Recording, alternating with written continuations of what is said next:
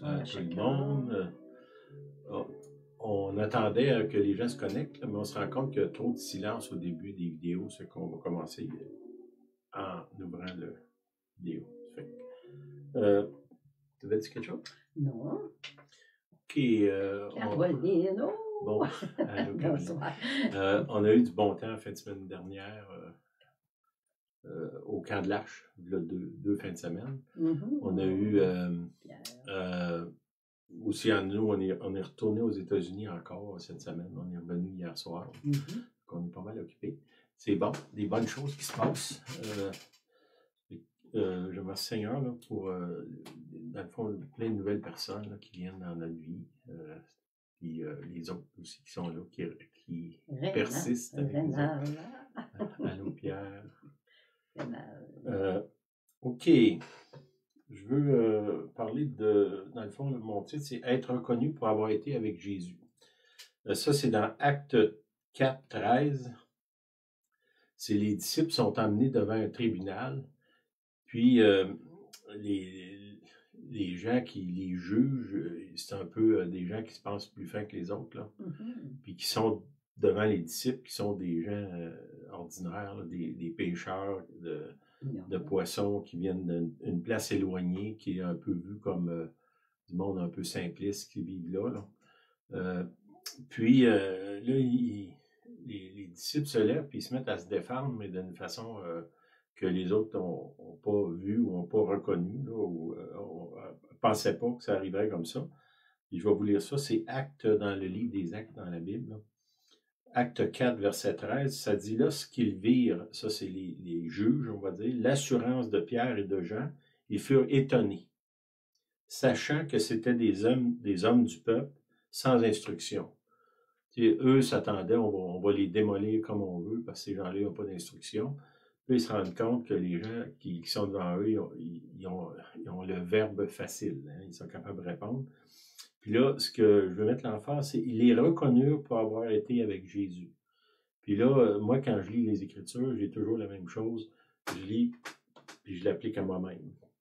Puis que, dans le fond, ma question est, quand les gens m'examinent, c'est-à-dire ils les examinaient, est-ce que les gens peuvent reconnaître que j'ai été avec Jésus, j'ai passé du temps avec Jésus? Notre conférence de la fin de semaine au Camp de l'Arche a été beaucoup sur ça, l'intimité avec Dieu, passer du temps avec lui, dans le but de le connaître, d'être reconnu par les autres comme quelqu'un qui a passé du temps avec Jésus. Puis là, peut-être vous demandez c'est quoi cette image-là qu'il y a derrière moi, là. Dans le fond, c'est des cocons là, qui vont devenir des papillons, des chenilles qui ont mangé un paquet d'arbres. Ceux qui ont des arbres, qui ont des chenilles, ils savent ce que ça fait, là. Puis, soudainement, ils s'enveloppent dans un cocon, puis là, ils viennent en dormance. Il y a une transformation intérieure qui se fait extérieure, puis à un moment donné, ça sort, puis on voit, là, il y a un qui est en train de sortir entre nous deux, là, un papillon qui sort, qui est magnifique. C'est sûr qu'entre un papillon et une chenille, c'est facile de savoir lequel qui est le plus beau. Ça représente un peu mon message de ce soir. Nous, finalement, qui est la chenille, qui rencontre le Seigneur. Puis, on va voir, là, dans le fond, où est-ce que je m'en vais avec ça. Dans Jean 6,15, ça dit « Et Jésus, sachant qu'ils allaient venir l'enlever pour le faire roi, là, Jésus fait des miracles. Le miracle des pains, il nourrit une foule. Là, ces gens-là, la mentalité un peu de profiteurs, ils disent, bon, on va faire Jésus roi, comme ça, on n'aura plus besoin de travailler, il va en faire apparaître la nourriture à tous les jours. Un peu très humain, cette pensée-là. Puis qu'est-ce que Jésus fait? Il se retira de niveau sur la montagne, lui, seul. Bon, on peut dire qu'il n'était pas seul, là, il était avec son Père. Puis on voit ça dans le Nouveau Testament, dans les évangiles. À plusieurs endroits, Jésus se retire pour être seul. Il est en plein milieu d'un réveil. Puis qu'est-ce qu'il fait? Il s'en va.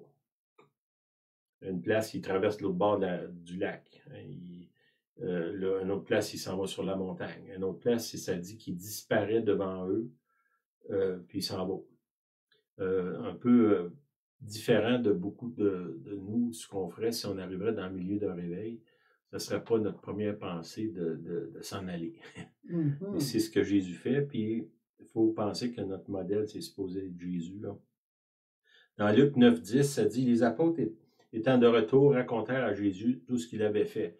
Jésus les a envoyés, sont mis à chasser les démons, à faire des miracles, des guérisons, tout ça. Puis là, les disciples sont très excités, sont survoltés, on va dire. Et il les prit avec lui et se retira à l'écart. Si, mettons, je m'imagine dans la peau du disciple, là, dans ce passage-là, ou dans le même texte, là, ça dit, Jésus dit, je voyais Satan tomber du ciel. Là. C'est à ce point-là qu'ils ont brassé dans le monde des ténèbres, des guérisons, toutes sortes de choses. Puis là, ils viennent vers Jésus. Puis, ce que je pense, c'est qu'eux autres, leur idée, c'est, hey, on va continuer à faire ça à tous les jours, à toutes les minutes, jour et nuit. Qu'est-ce que Jésus fait? Il les prend avec lui, puis il se retire. Il s'éloigne. Il y a quelque chose qui se passe là, puis ça me rappelle l'idée du cocon, là, l'image que derrière moi, du côté d'une ville appelée Bethsaïda. Il est sorti. Dans Acte 1,4, Jésus a déjà soufflé le Saint-Esprit sur eux. Il nous a déjà donné une commission, quoi faire. Qu'est-ce qu'il fait? Acte 1,4, ça dit, comme il se trouvait avec eux, c'est Jésus, il leur recommanda de ne pas s'éloigner de Jérusalem, mais d'attendre. Encore là, on voit qu'il y a une forme d'isolement. Restez là, ne bougez pas, attendez. Il y a cette attente-là qui, encore, je reviens avec l'image du cocon, là, qu'il y a une attente, d'attendre ce que le Père avait promis, ce que je vous ai annoncé, leur dit-il. Jésus leur avait annoncé quelque chose, que le Saint-Esprit viendrait sur eux, mais il fallait qu'il y ait une période d'attente où est-ce qu'ils se sont retirés. On sait qu'ils sont dans la chambre haute. Il y en a qui disent que, dans le fond, les disciples avaient peur, ils sont cachés parce qu'il y avait peur que les Romains viennent les chercher, puis ils ont vu ce qu'ils ont fait avec Jésus. Ça ne lui tentait pas d'avoir le même sort. Ceux qui étaient là étaient cachés, ils attendaient. Une autre place dans Luc 22,15.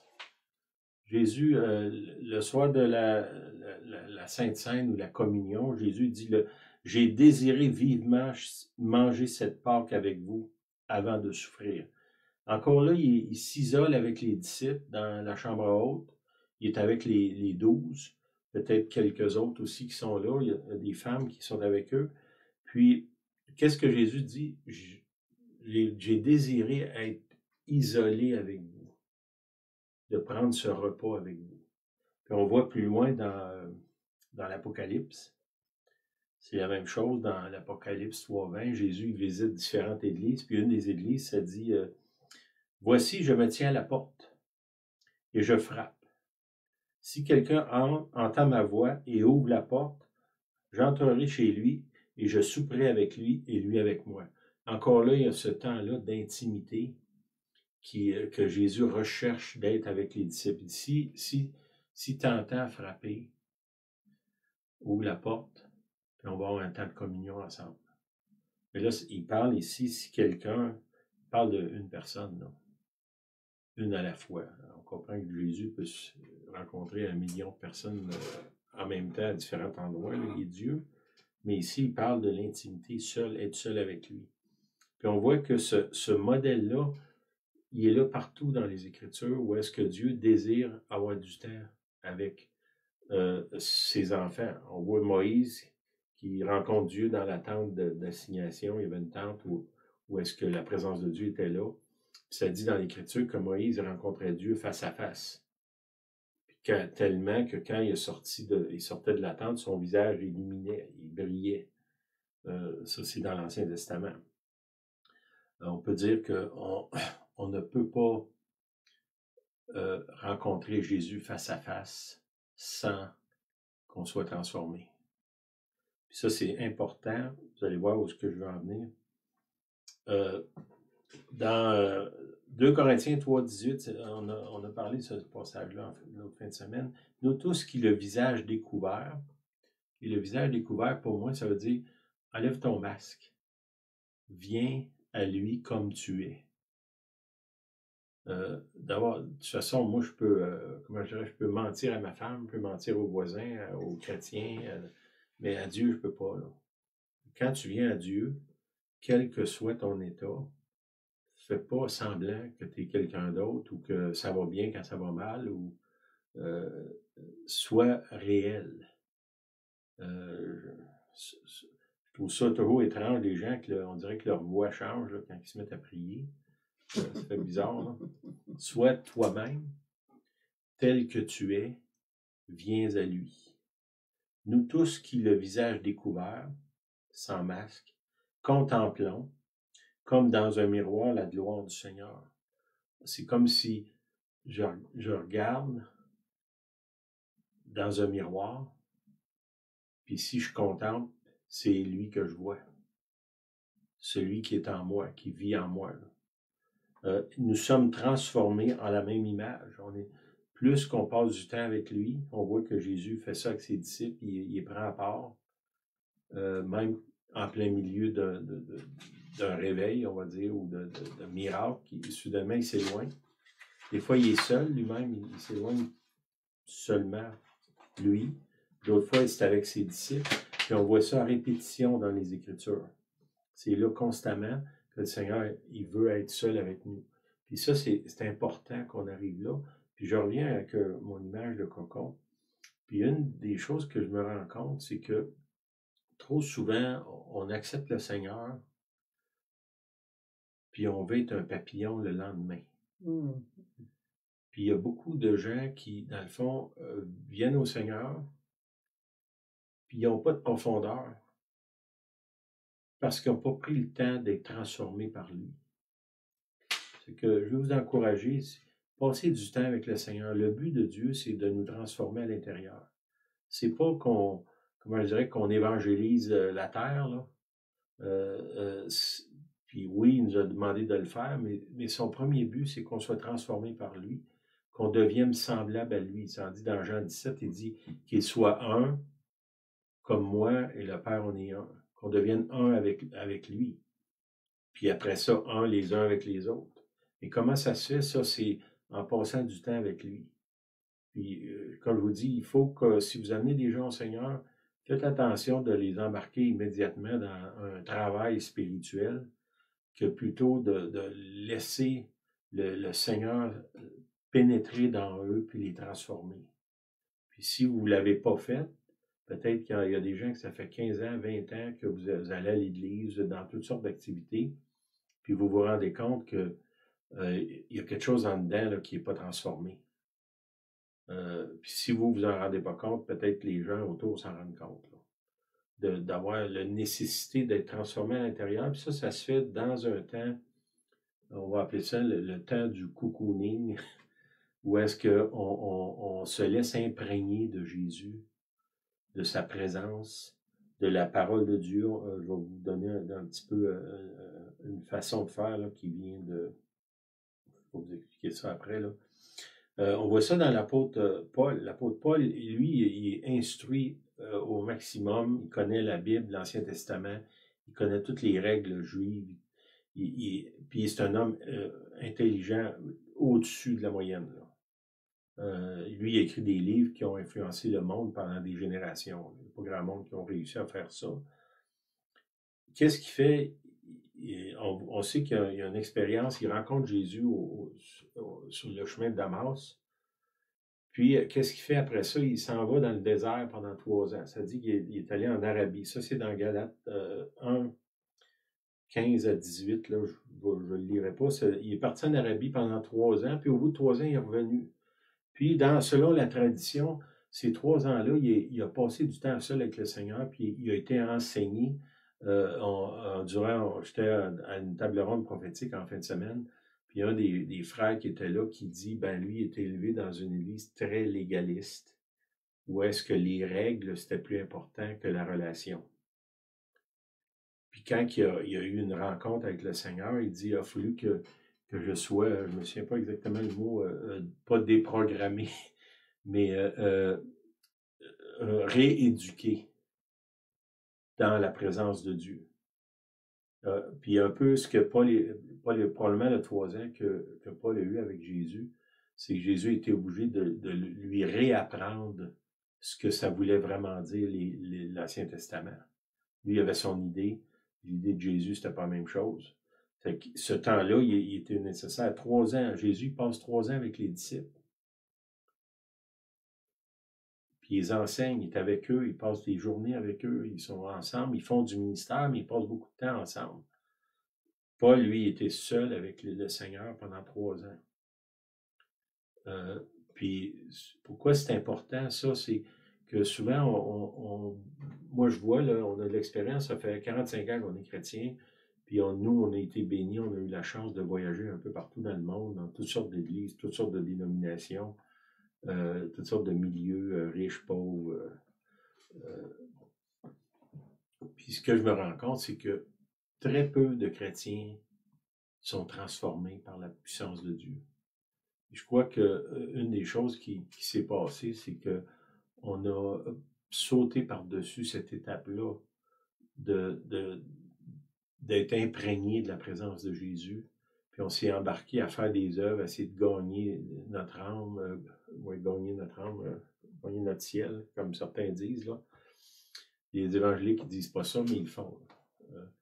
Ou gagner un poste, ou oui, se gagner un ministère.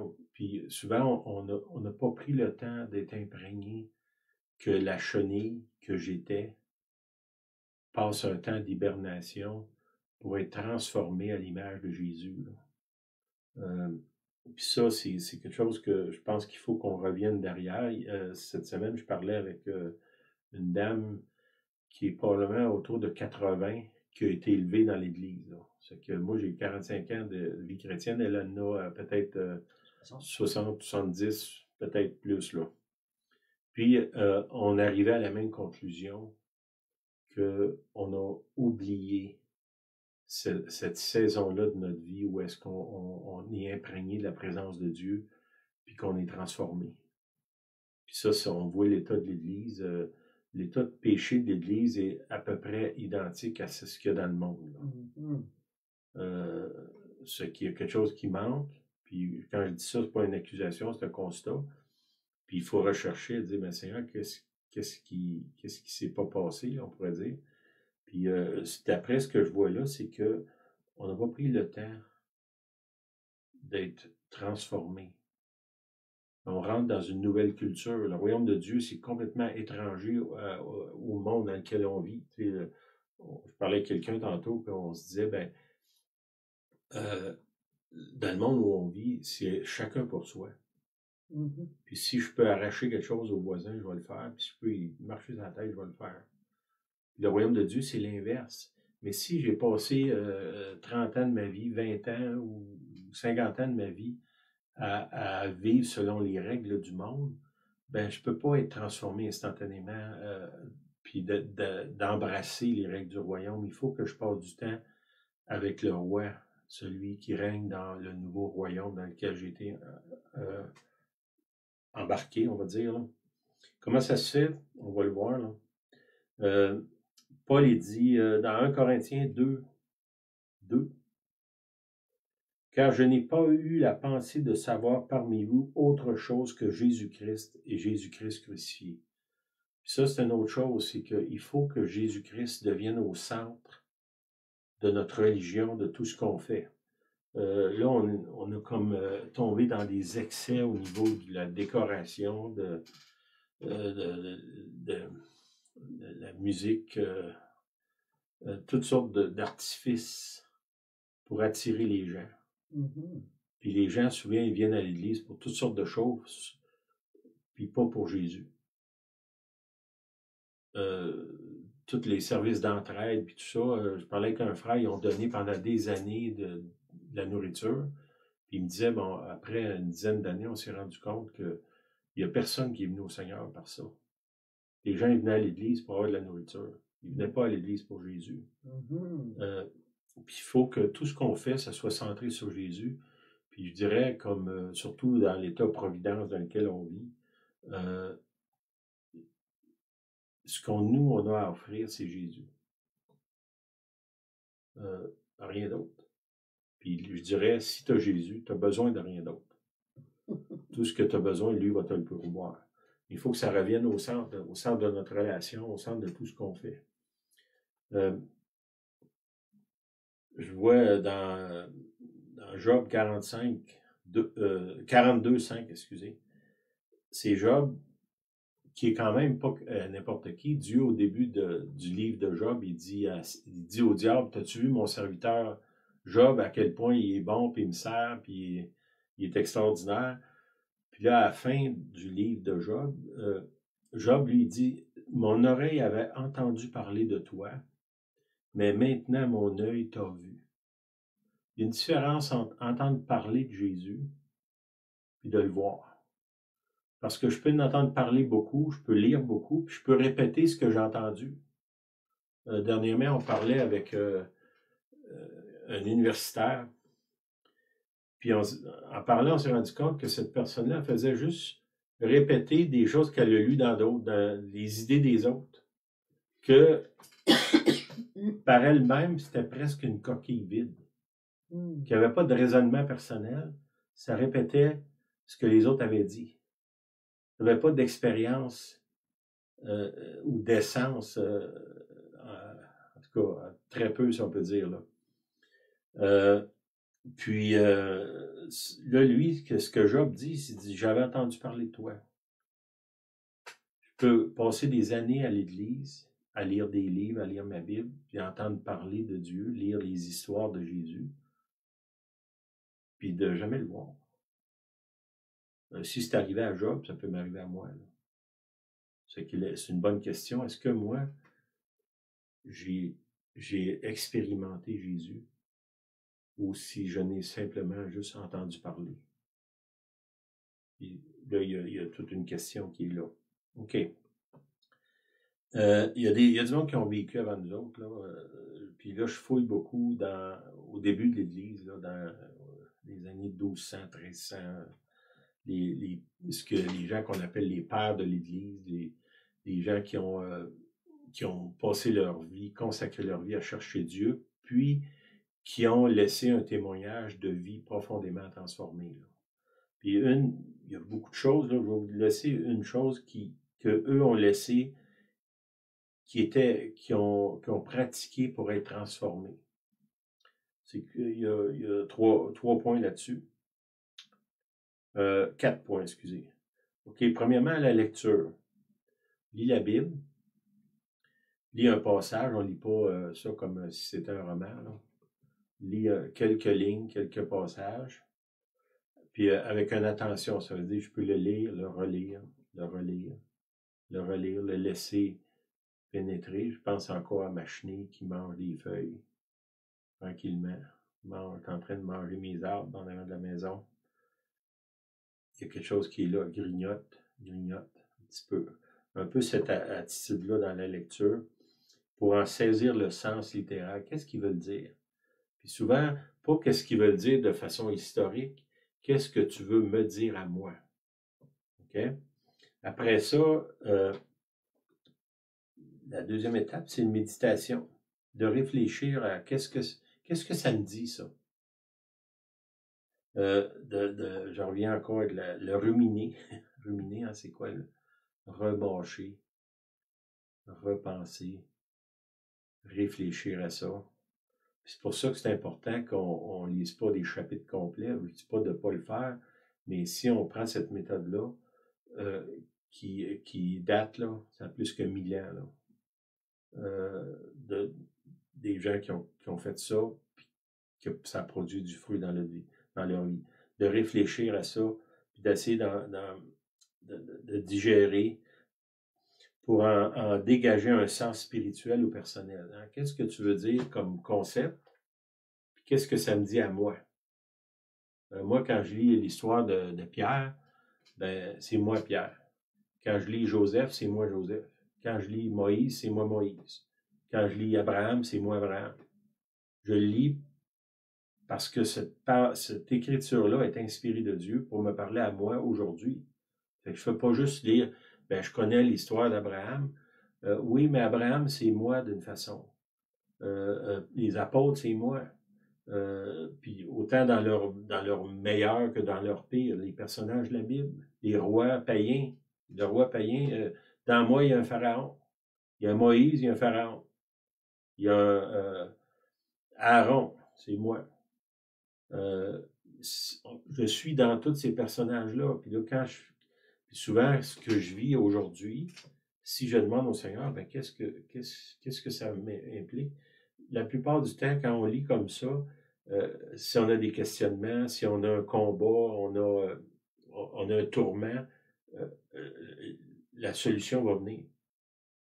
Pourquoi? Parce que la Bible, je la lis comme quelqu'un qui me parle à moi. Après ça c'est la méditation. Premièrement, la lecture. Après ça, la méditation. Après ça, la prière.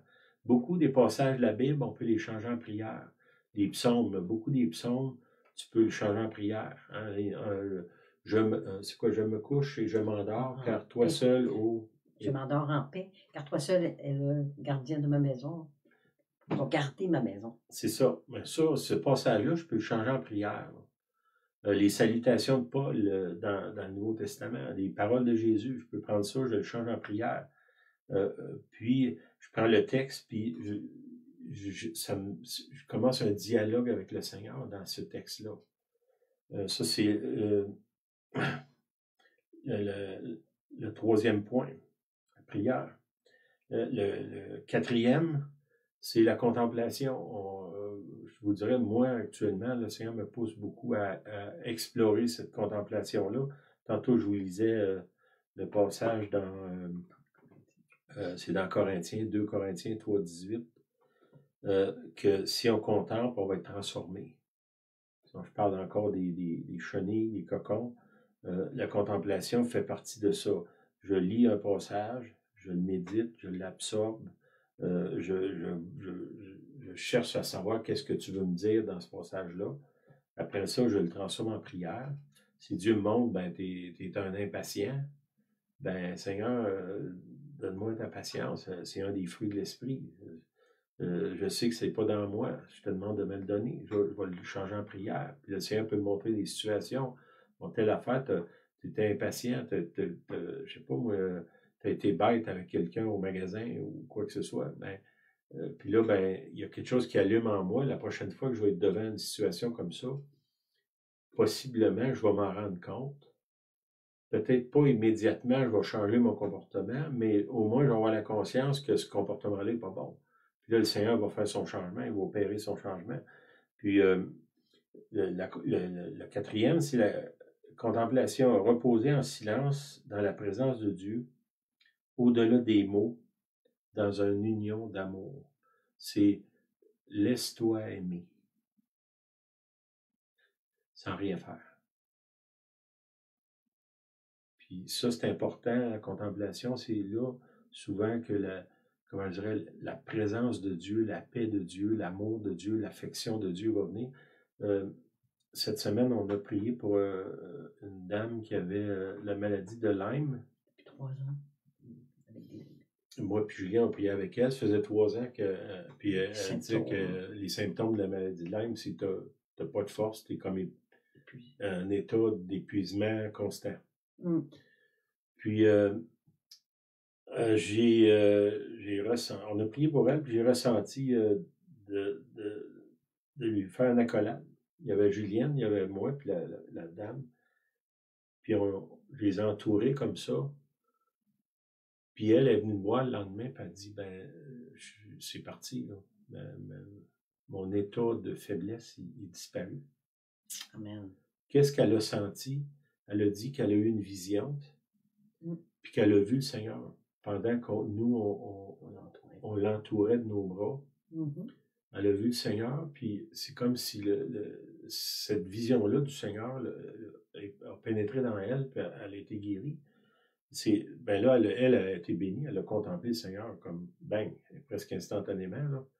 Là. Elle l'a vu. Puis qu'est-ce que ça dit? Quand tu contemples le Seigneur, tu es transformé. Transformé. C'est que c'est pas banal, là. C'est Ce que je vous dis là, les 4 points, c'est pas moi qui ai écrit ça, c'est des mystiques dans les années 1200. Puis que ça a été passé à d'autres pendant des centaines d'années. Puis étrangement, c'est pas parvenu, en tout cas à moi, depuis que je suis sauvé. Puis en parlant avec la dame que je vous disais qui a dans les 80, hier, oui, qui a passé sa vie à l'Église, on était d'accord qu'il fallait aller fouiller dans ces vieux écrits-là parce qu'on ressentait, les deux ressentaient qu'il y a quelque chose qui manque au niveau de la transformation. Puis je pense que le but premier de Dieu, c'est qu'on soit transformé à son image. Qu'est-ce que ça produit, ça? C'est que quand je suis transformé, je représente son image. Je deviens son image. Puis là, ce que lui est, se révèle aux gens. Notre expérience d'hier, de samedi, ouais. On a prié pour la dame. Dans le fond, c'est la présence de Dieu qui l'a touché. Puis on n'a pas, on n'a pas creusé ça à l'extrême. Là. On a simplement prié avec elle. Je me suis senti poussé de l'entourer. Julien était là. Puis c'est à ce moment-là que le Seigneur l'a touché sans qu'on ne priait pas vraiment. On faisait juste, dans le fond, l'aimer. Hein, c'est ça? Oui. Puis on était bénis, on a vu la guérison. Amen.